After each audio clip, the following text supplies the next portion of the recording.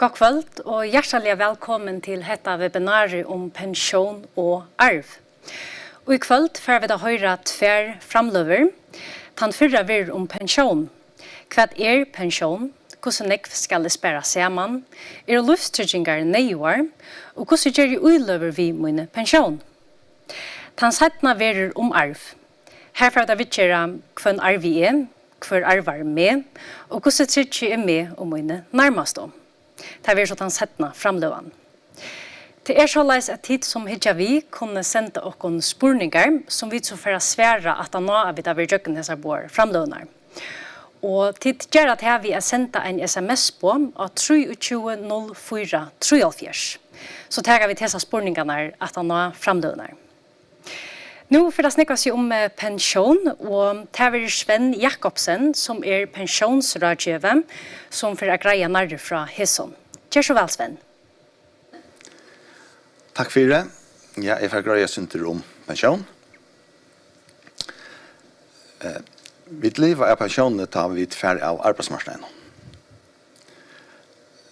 Vi kunne dele pensjonen i 3, folkepensjon, sammandsfeste og egen pensjonsoppsparing. Folkepensjon og sammandsfeste en allmenn skipan, her er en for utkjalt manårlige. Her frem til egen pensjon, som en sjølver hever spart oppkjøkken arbeidsliv. Vi ekne pensjonsoppsparingene mulig ikke at en parster blir utkalten i øynene, og en parster til dømes i tutjar, og en parster blir utkalten så langt en liv. Og det er lov at alle skulle spare opp til sin egen pensjon. Lovarkravet i det 20%.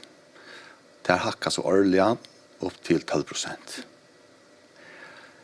Det nekko løntakere som sparer til 15-16% opp i pensjon.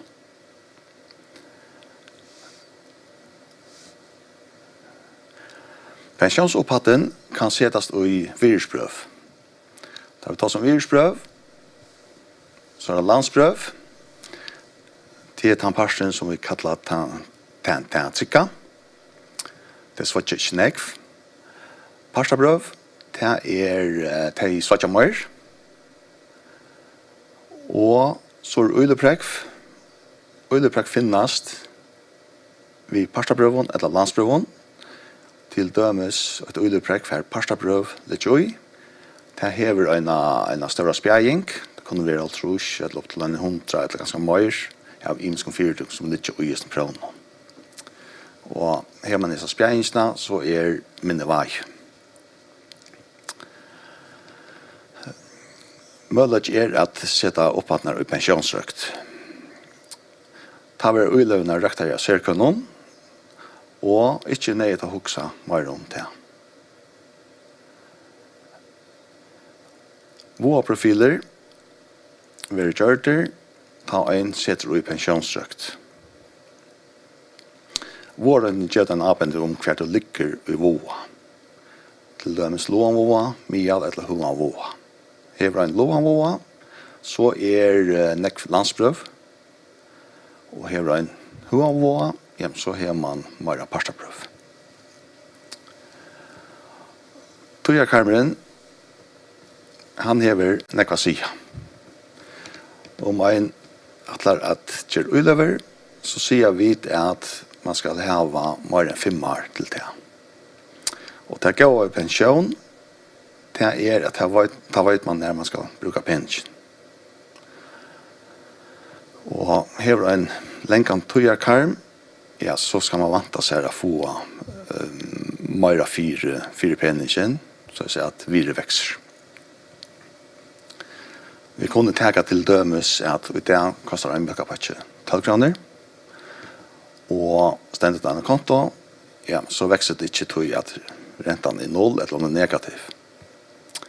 Og skal en så kjøpe den mjölkapakken om det om 5 år, ja, men så får man ikke den mjölkapakka. Tog må vi opphatt når setas då i virusprøv.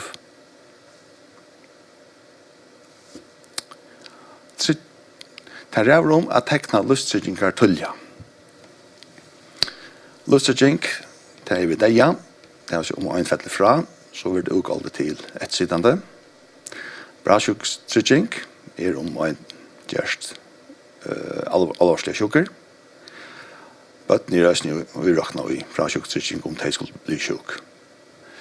Og arbeidsførstrygging dekker om en gjørst arbeidsfør. Og her jeg kan kunna om at arbeidsfør østen trygger tøyermarska. Til døme strongt varsel eller ta en ikke for et arbeid. Omstånden kunne brøytast. Dette man huksast om til dømes om en skifter arbeid. Det kan være at en luftstrygging tenkt at arbeidsplass noen eller at det fagvillig som man tenkt at ta. Om man skifter, så det ikke alltid at det fyller vi.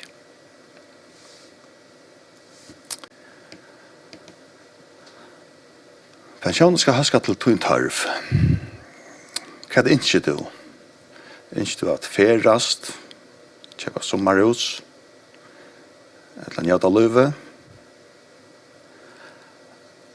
Tryggja til tøyne skulle du ha kjent. Dette kan gjerast og sant, til døme som man gjør sjuker, og gammal, ja, så slipper han ikke tekna øyne lustrygging. Til området kjenner sine støve, karriere i løtene, har vi et større sesaskuld, så man tenker hatt 4-2 så løs at om andre fettler fra, at et siden kan sitte i huset.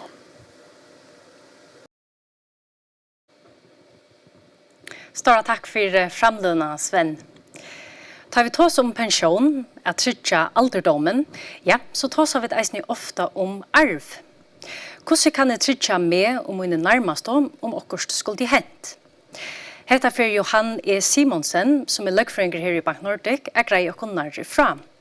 Men åren Johanne slipper fram at, for jeg lykker med nå at tid som hitja vi velkommen å sende okken spurningar om pensjon og arv. Og hetta gjør at vi har sendt okken en sms på av 230443. Så tar vi spurningene at han nå framløna. Men nu skal det snikva seg om arv. Gjør så vel, Johan. Takk for det. Ja, jeg er meg først å si litt om arv og arvarjafylgjene og hver arvar, altså bare, man kan si generelt om arv i hele tiden. Og så at han nå kommer å snakke om pensjoner og tryggingar og hver arvar eller fær til utgjaldet at det kommer. Hvis vi først takker hver arvar, så gjør det en rafylgja her fra 8 til 6, og det skal lese såleis at de som i første bølge, bøtten og tjonefellet, at om nekker i 2 bølgen, så arvar ånden i bølge 2. Ånden i bølge 8, men onker i bølge 2, så arvar de alt her, og så får man vujer ned etter. Hvis vi tar høyre bølgene i første bølge, her bøtten og tjonefellet, tja, de som deir. Og øyne avkommet til bøtten, det vil si bøtten av bøtten, og så vujer. I bølge 2, her foreldrene til der. Bølge 3 syskjen, og avkommet til syskjen. I bølge 4 ommer og abbar. Og i bølge 5, her mostrar, fastrar, mammabodjar og pappabodjar. Og i bølge 6, her syskjenabøtten. Og så får man ikke langere ut i arven, og i bølge 6, her landskassen, som så teker alt om du ikke hever arvingar her. Hvis vi tykker da må oppsette i en skjema, så sier det her at den reier punkteren i midtene til den som deir. Og når jeg omtrer her, et 8-tall til de som i første bølge. Her til høyre tjonefellet, og til venstre tunnebøtten, og tar luftsarvingar som døyder, til å si avkommet til bøtten, altså tunnebøtten og olderbøtten og tippbøtten, hvis det kommer så lengt. Ånden i bølge 8, så færer vi opp etter i bølge 2, her som tunneforeldre I tannkassen til humor, så færer vi til venstre, bølge 3, her syskjen, og tar luftsarvingar, tar avkom. Heldre ånden i 3, så færer vi opp i 4, langer opp, ommenar og abbaner kjadder. Og tømt her, så det bølger 5, mostrar, mambodjar, fastrar, pappabodjar. Herfra nyr bølg 6, som syskjenabøtt, og senast landskassen i bølg 6. Hvis vi så hittar etter, og i bølg 8, som vi nevnte Jan, her jo tjonefellet kjadder, og bøttene kjadder. Og så det det, hvordan skal de så døyla arven? Så kan man huske, ja, men de døyla får sikkert lukka nekk for, men så det ikke. Loven sier til at tjonafellegen arvar en trying av tøy som du litt rett der, med bøttene de arvar 2 tryinger av døyla. Det 8 bøtten, så får det sjående nekk, det får mer enn tjonafellegen, men det nekk bøtten, så har de 2 tryinger av døyla, så får det minne. Om så at han deie var giftor, men ikke hever noe bøtten, så det tjonafellegen som arvar alt. Om den deie var avgiftor, men hever bøtten, så arvar bøttene i alt. Og her ser området at understryka at en sambygve, og en som man lever sammen med, en som man ikke gifter ved, arvar omgantøy. Og det lykka mykje, hvordan langt man har livet sammen, har bo sammen, at en sambygve arvar ikke. Hvordan kan man så hjelpe til oppa til? Jo, man kan gjøre testament, men her skal man så være grøyer i vår at det noen regler om tvangsarv. Man sier til at tjonafellegen og bøttene, det som kallar tvangsarvingar, de har simpelthen krav på å få arv. De har krav på å få heltene av de arvene som du letter etter der, som det annars hadde hatt rett til. Det vil si at du kan testamentere i det som vi kallar for friarv, 30%. Hatta var, man kan si, kjøtt om hver arvar. Tar man så vi finner arven, så skal man betala avgjald av arven. Her det vi, man kan si, velstidla i førjun. Arveavgjald i førjun ikke høyt sammenbord i Ånderland. Og etter her det delt opp i flokkar. Og det var stort etter hvordan arveavgjald etter hvordan nær skiltur, eller hvordan nær familie du varst vid som døy. Hvis vi hittar her, arveflokkar A, det fra 8 til 3% i avgjald. Og det ta i arvingren tjonafellegen, eller bøtten, eller avkom til bøtten, og det er bøtten av bøtten til her. De som var i bøtten 8 og jan. Arveflokkar B, de betaler mellom 4 og 6% i arveavgjald. Og det de som var i bøtten 2 og 3, som vi nevnte Janne, det vil si foreldrene til der, søskene til der, og avkommet til tøymen. Arveflokkar C, de betaler mellom 6 og 90% i avgjald, og ta vi ute i bølge 4, 5 og 6, som jeg nevnte Janne. Det ommer og appar, mostrar, fastrar, pavbødjar, mannbødjar og sysnabød. Og så arveflokkar D, som 20 opp til 12%, og det så adlinne, kan man säga, som ikke kommer under arveflokk A, B og C. Det vil si om du har en trymning som du setter inn i din testament til dømes, eller omkring som en vimmann eller vintkone som du kjenner som arvar. Så betaler de opp i 12% i avgjald. Og dette er så de generelle reglene. Hvis vi så kommer til tryggingar og pensjoner, så kommer vi inn i et hodtak som vi kaller njøtunar tilkilene av føreskånd, som torskilt, begunstigelse av det av danskånd. Og hva så til? Jo, det til at du kan sjølvor, eller sjølv, avgjøre hver skal hava tøyne pensjonsoppsparing og tøyne lufttryggingar ugoldnar ta i to dorst. Altså, du kan sfære utan ræfylgjena og i arvalåne, da det talan om lufttryggingar og pensjoner. Du prøvst ikke å gjøre testamentet som du annars skal gjøre, da det vanlige arvor, men det krever til at du gjør en skrivelig avtale vid tøy tryggingarfella eller tøy pensjonsvoidere om at du skal innsette en njøtunar tilkjelian som døyter. Om ungen innsetter som njøtunar tilkjelian, så fer tryggingar opphatten eller pensjonsoppsparingen og i tøy despik og sammen vi den øren virus som du hever, ta i arven vil oppgjørt. Og det kan sjå det betyr at om du nu hever ganske flere skuldarar enn du hever åkner, det vil si at du skilder mer enn du øyer, ja, men så får alle dine kreditorer glede av dine tryggingar opphatt og dine pensjonsoppsparing. Men det kan stå lagt komme utenom, du kan innsette en njøtunar tilkjelian, og det vil så si at utgjaldet fra tryggingene eller pensjonene, det vil gå uten ombygve, og så får det bøgnløs til njøtunar tilkjelian. Den njøtunar tilkjelian kan være hver som helst. Det bestemmer du sjølver, eller sjølv. Du kan velge å sette en navngivende person, eller flere navngivende personer inn. Du kan også velge å skrive min tjonafellege, eller mine bøten, eller mine badnabøten. Så har du sagt, da det min tjonafellege, så det han som du har gift vid til du dorst. Eller du kan bruke et høyde som neste avværende, som et høyde som har en helt avvisa mening. og som blir brukt øyelig negg i lufttryggingon og pensjonen, og som det vanlige som tryggingarfelle og pensjonsveidere setter inn automatisk for det. Hva betyr så det? Ja. Her så atter en ræfylge, man kan si, her første, andre og tredje. Nekker i første så får ungen nekker i øre, og så det her. Hvis du skriver neste avhverandre, så det tunnsjonefelle, tar du dorst, og du gifter, eller gift, så det han personen som du gift vi, som får alle tryggingar opphattene og alle pensjonene ugodene. Om du ikke har en tunnsjonefelle, enten du er at vi kommer til deg, eller at ungen har haft en, ja, men så det bøttene som snakker neste år, og jeg kommer til bøttene, til å løsarvinger til å ta hjemme. Og her kan man så bare lukke skøyde på i at også adoptivbøtten og tar løsarvinger i tøybøltene. Heldur ungen i tøybøltene, så kommer vi videre ut til hine arvingene som er arvalevne, det vil si foreldre, om og appar og syskjen og så videre. Så det ser områdende at hoksa om hvem man ikke skal hava utgående sine tryggingar og sine pensjoner, og det kan man lagt gjøre ved å gjøre en avtale hvis vi vet. Hvis vi prøver ikke å kjøtte på noen dømer her om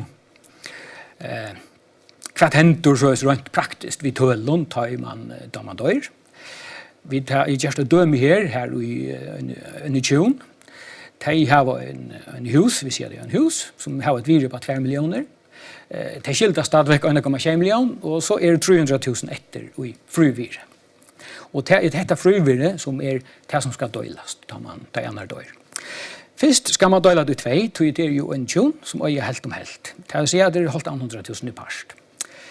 Den som dør, øyer så 130.000 eller byggve, og det skal så døyles, som vi sier i Jane, 2 triinger til bøttene, 100.000, og en triinger til tjonafellegen, som holdt 30.000. Urslit så at tjonafellegen, den etterlivende, har så, man kan si, 200.000 av frivirren, med bøttene har 100.000. Hvis vi så bygger døme ut, det samme døme, akkurat det samme, men nå har vi bare sett en restskuldertrygging inn på 1 million.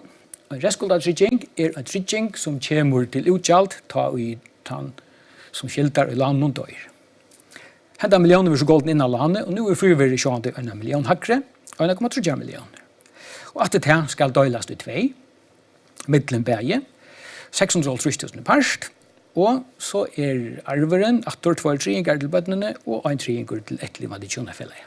Og her som føren vil utslitte så 860.000 til etterlivende tjonafellege, og 430.000 til bøttene.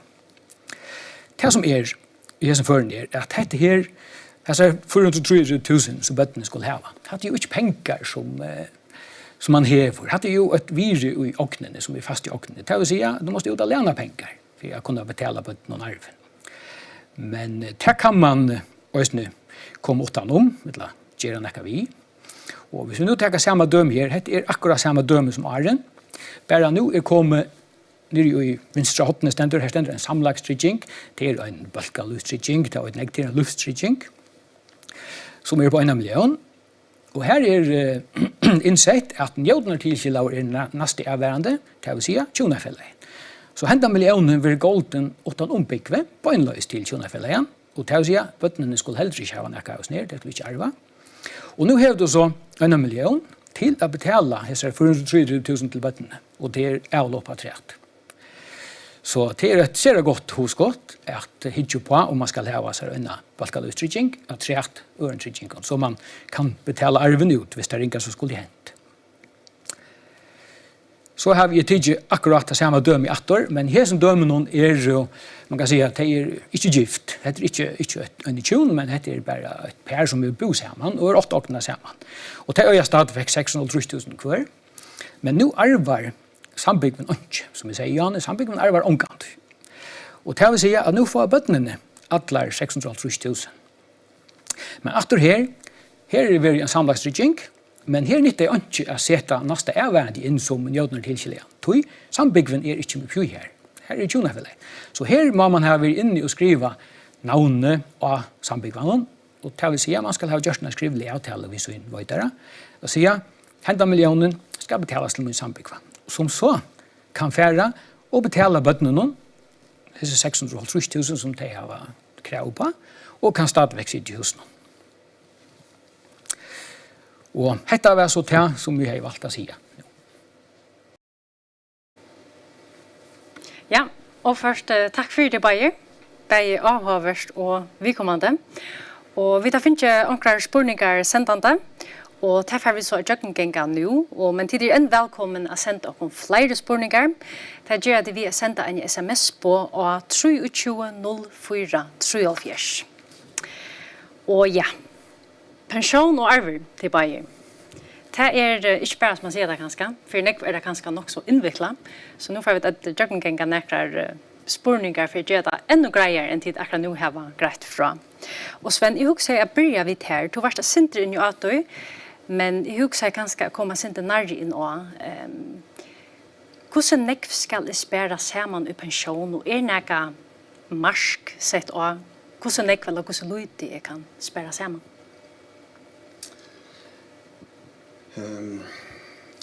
Ja, det en sånn spørning som ofte får. Tror jeg at det det her vi pensjonsvidskiften at som kanninger som sier at det øyne nek som ikke vitande om det her pensjonsvidskifter. Og så her vil jeg høyte av at der man tek samband med sin rådgiva, og her man finner sin pensjonsvidskifte, og fær så en fond til det, eller samskift til det. For å få det passa til det som til støvene kjenner selv og det ikke man hever. Ja, det på tamatan. Tror jeg at som jeg opplyser til at den leverkratet til 6% i det, og det er lakre, 6,4 og lakre etter. Og det vil si at Tjernøkron mangler det helst i. Nu det så att nekv arbetsplats har en sån ordning här det är 15-16% som du nevnte. Men kan ni klara mig vid 1%? Alltså till mellan saktans till att man lägger det sin till så i 16. Ja. Det är det. Ja.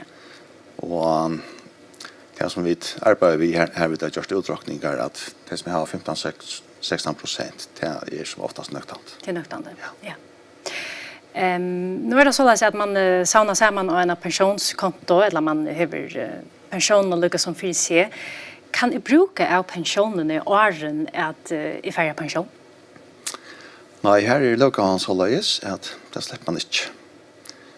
Och här man bara ser på den vägen att vi skulle också om till pension här man betalar in i det. Och hon är så hållas att hon är till där man fer fra pension där man är pensionsalderen som det är tjejtrus hackar helst men det kan vara också som är gamla så här är kanske möjligt. Här möjligt, ja. Men annars så. Ja, men det vill säga att pensioner är övermest till pensionslöjve så det. Ja. Finnas så släm. Johan, arver og pensjon, til varste syngenjøres ned om pensjon arvast. Arvast hon av samme hatt som undervidere? Ja, som vi var inne jo, altså, det kan hun gjøre. Hvis man ikke gjør, altså hvis man ikke har nærkene innsettene som njøtner tilkjellige, så fer hun i bygve, og så ver hun arva som vanligt. Men alle utbjørere som jeg vet om har som standard sett inn nærmeste hverandre som njøtner tilkjellige. Så man kan si i praksis så nøy. Så fer hun i dombygve og ver betalt til den som innsett. Kan jeg frasige meg arven? Ja, det er ganske godt. Heldigvis, man er ikke tvunget til å få arv. Och här ska man bara vara gröjr i ord att det är faktiskt, man kan säga, två måter. Man kan säga att jag vill inte ha arv. Det betyder så att kvart 22 eller att jag som kommer att han till få arven. Det vill säga han vill dåligt till hina arvingarna som är så. Men du kan också säga att jag ska läppas om. Det vill säga att jag ska inte ha arven, men mina böten, de skulle ha en sten 4. Så här är två måter att göra det på. Men hvis man bara säger jag vill inte ha arv från sidan, så stäcka det upp, så får böten det inte. Så det ska man också om. Och man kan gott ösne säga, alltså, man kallar det frasjärsarv motor jalt man kan säga hvis jag får ett land eller så 100 000 så ska det inte vara pjuis ner. Och så kan man liksom bli betalt ut det blir sånt till. Kan man vara sinter selektiv kan det säga kan det släppa arva här i husen men inte här så skuldna. Det är alltid långt. Nej, alltså arvor är så lös att man arvar bara man kan säga virer. Hvis ett big vittels hermans hever minus så arvar ingen näka. Det är så för kreditorerna vi ötlån. Men hever big plus så är det alltid i kronor. Och det vill säga att du har rätt till så snabba kronor. Hur man så tar det i familjesorg, hur man så döjler tingene, alltså vasan, moster och så. Det är en helt annan sjö som kan vara värre att få gänga upp än pengarna. Akkurat. Du har varit syndren jag är nästa spårningen här men jag ska lycka att få det pura kan jag göra mäkan och bötnene arvaleis eller pastvis arvaleis. Ja, pastvis arvaleis kan stå, men man kan inte göra näkan arvaleisan. Det hör man ofta om att onkel blir suror och så vill man göra onkel arvaleisan. Man kan säga att den ena måte du kan göra det att det inte får näkan arv till om du förärar allt som du öjer väck med du har löve, så är det inte arva. Men hvis näka är efter där att arva, som vi var inne i, så är det ju näka som öjer tvangsarvor. Det vill säga, bøtt och tjonafällare har krav på att få i minsta läge hälften av tog som det annars har rätt till. Och det kan du inte bröta på näkra mat. Och till av ötlån, alltså det är bäg av pengar som man häver av hus, alltså virja hus någon och så framvägs. Ja, allt som du öjer vill görs upp i pengar. Bäg kontanta pengar och huset vill görs till virja. Tog jag kan döjlas. Och så kan man så inte finna det här hur ska det husen ja, så må det säljas. Och så är pengarna det är nämnt att döjla. Sven, du har inne i att det vill lyftstryggingen. Och du nämnde så här trutchar, alltså bälkalövstrygging, bra sjukotrygging och arbetsförstrygging. Kan du greja sig inte närmare på så visst nu en tecknet till dem en bälkalövstrygging. Vad får ju på så ur tryggingen? Ja, det är här tryggar du mot dig om ett touch så får det som sitter efter med en upphatt. Og bälkalövstrygging det kallas ganska imest. Samlastrygging är det angststående och kan vara också andra ärastående. Men det är så löst till med dig och det vill säga till blir man sjuker eller kvart skulle det hänt.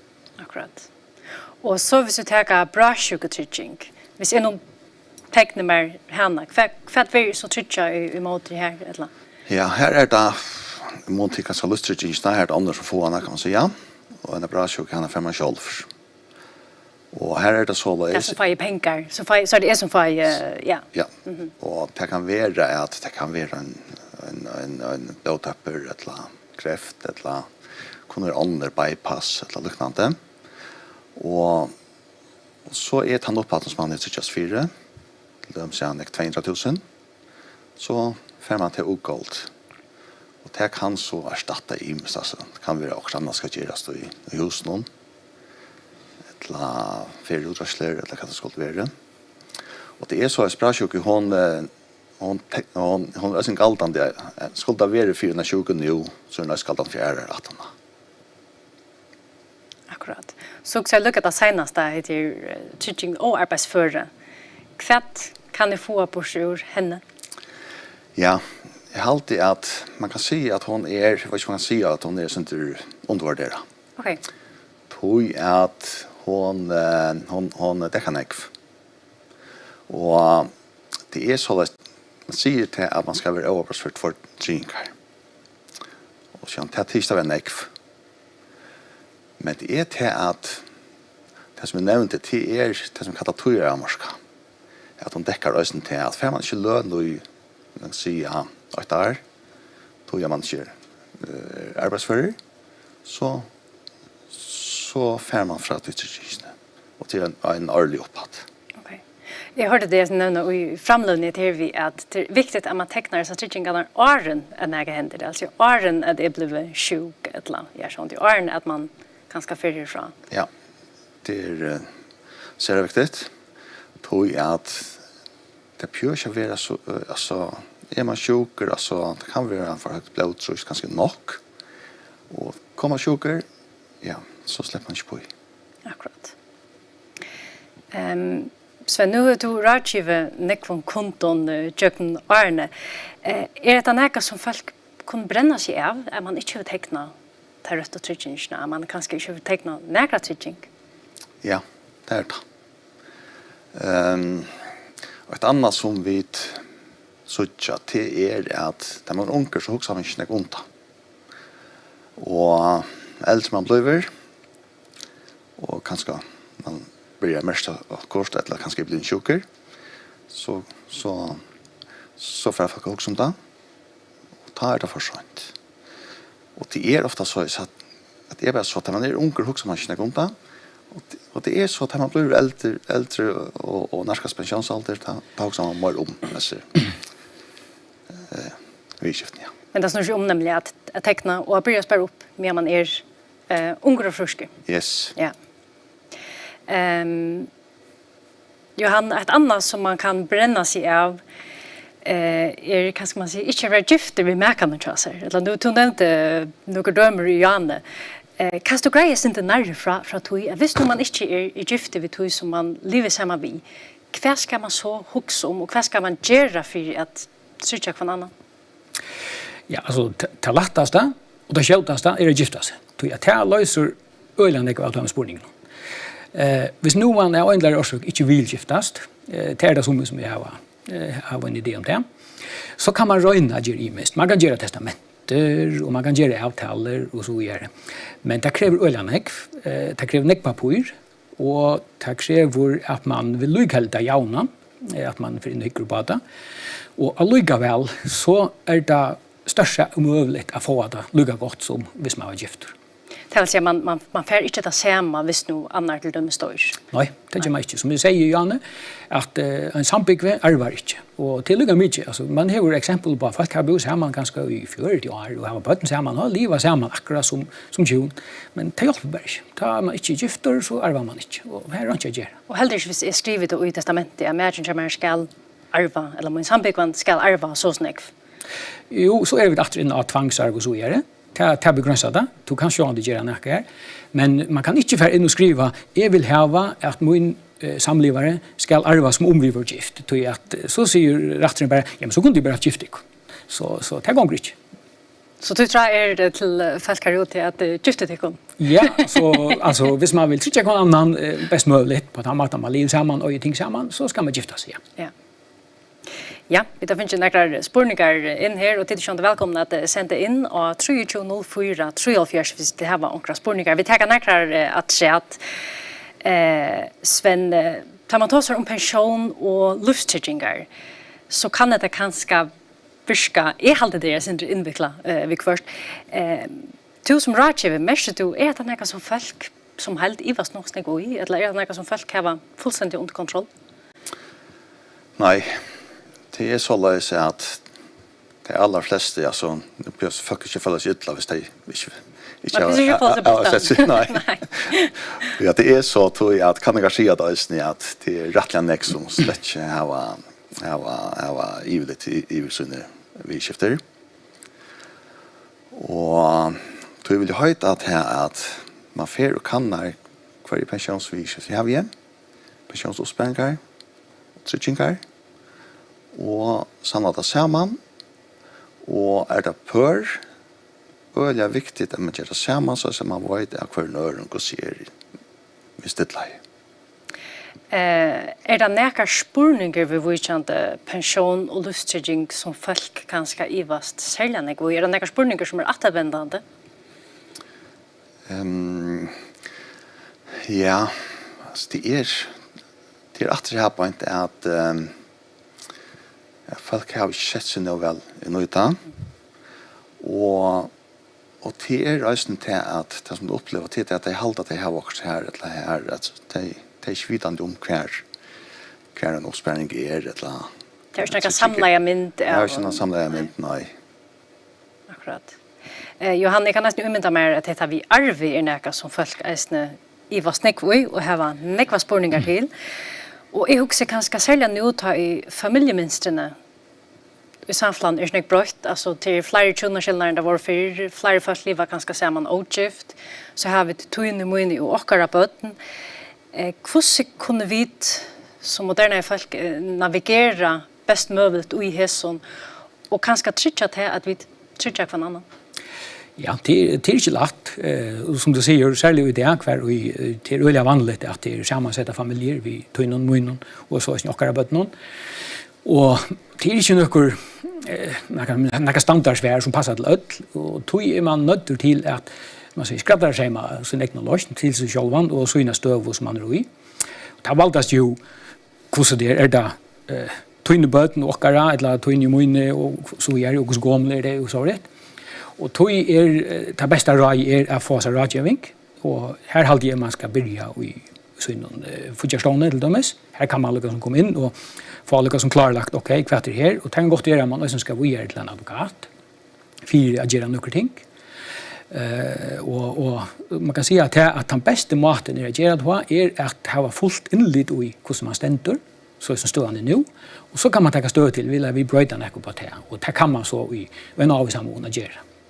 Nu tar vi ett syndrom heter tøynemunn og akkurat bøten som, hva skal man säga, kanskje er mer vanligt i det enn det var før. Hvordan det vi tøy, altså, hvis man hever munne, tøyne og akkurat bøten, og så dødje, arva så hit bøtene, eller det bare min egne bøten som arva her? Ja, det det. Altså, det tøyne munne i okkara, så kan man säga att okkara till onga droplaga som man kan säga, att det är ju bäge, men hinne bötten är att man arva bara så inne biologiska föräldrar, eller hvis man adopterar och så arva man oss nära. Men ja, och då kan det ju vara stora månader. Hvis nu att vi tog saken och ett par som är kurset på Arjen och så får ett felax och så dör annar, så är det 2 bötten som arva med att 3 för inte. Nej. Här kan man kanske, hvis man har ett testamente eller... Det kan man nämligen, ja. Här kan man föra in och hjälpa på det vi att göra testamente och så vidare. Ja. Så också här lycka att ända, hvis till Bayer kunde geva mer och hittar någon, vi har kanske slukat gott inlett i hese virskiftene som tid har. Kunde geva någon ene god råd om pension och arv? Sven, bäst? Ja, det är att man sätter sig ner och hickar efter vad har vi i det och hur står han kommer det. Och som jag har sagt Arjen, det är att tåsa vi till Rajava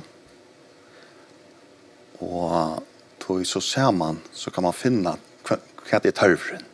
Det kan vara vid trygging, hur ser vi sig fälla fra, kan sitta i hus nu hvis man är hus. Og så vi oppsparing, altså, har vi noen nekv, altså, da vi, eller hva det ikke, at her var det en affær, nøyer til pensjonsalderen. Ja. Og Johan, en god råd?